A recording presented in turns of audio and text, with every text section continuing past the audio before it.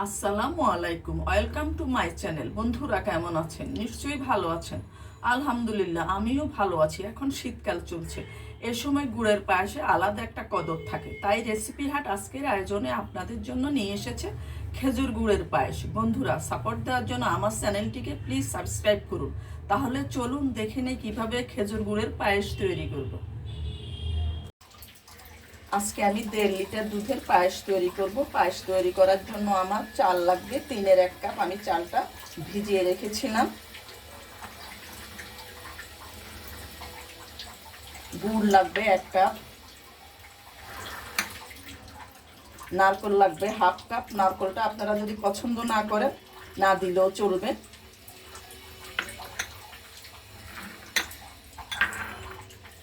কিশমিশ নিয়েছি 1 মুঠো। পেস্তা এবং কাঠবাদাম নিয়েছি 2 টেবিল চামচ করে।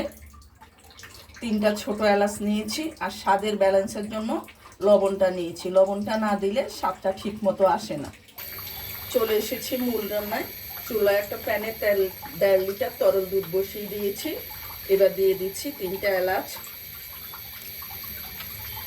এবং দিচ্ছি লবণ।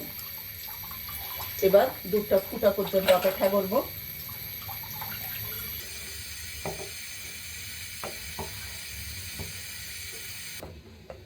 দুধটা ফুটে গিয়েছে, চালটা দিয়ে দিচ্ছি। আমি চালটা ভাঙিনি, যেহেতু আমি পায়েস রান্না করছি।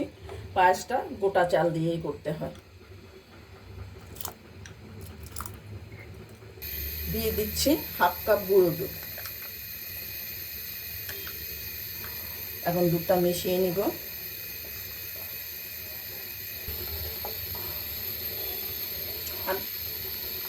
আমি চালটা এখন নাড়তেই থাকবো, না নাড়লে তা দলা পাকিয়ে যেতে পারে। চালটা আমার সিদ্ধ হয়ে গিয়েছে। এবার চুলাটা বন্ধ করে দিচ্ছি। গুড়টা দিয়ে দিচ্ছি।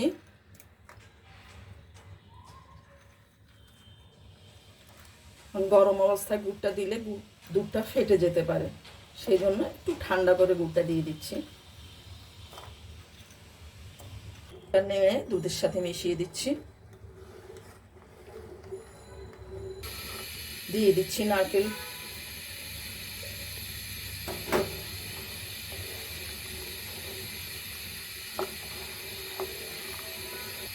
এবার চুলাটা মিডিয়াম হিটে দিয়ে 7-8 মিনিট রান্না করব পায়েসটা। আমার গুড়টা গলে গিয়েছে, এবার আমি ঘন হওয়া পর্যন্ত অপেক্ষা করব। পায়েসটা হয়ে গিয়েছে, দিয়ে দিচ্ছি কিশমিশ এবং বাদাম কুচিগুলো। এবার পায়েসের সাথে মিশিয়ে নিচ্ছি। এই অবস্থায় আমি পায়েসটা উঠিয়ে নিব, কারণ এটা যখন ঠান্ডা হবে তখন আরেকটু ঘন হয়ে যাবে। সার্ভিং পাত্রে ঢেলে নিচ্ছি। দিয়ে দিচ্ছি কিছু বাদাম কুচি।